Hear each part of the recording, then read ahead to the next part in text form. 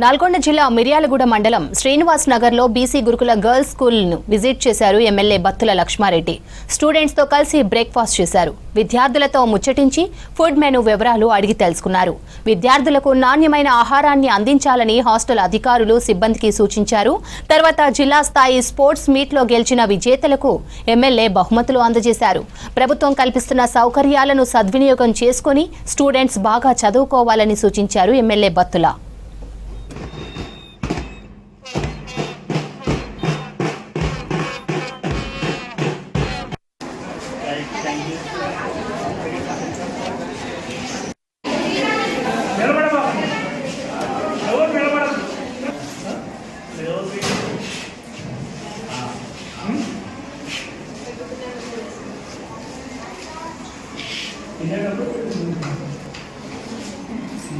ఏం చదువుతున్నాను?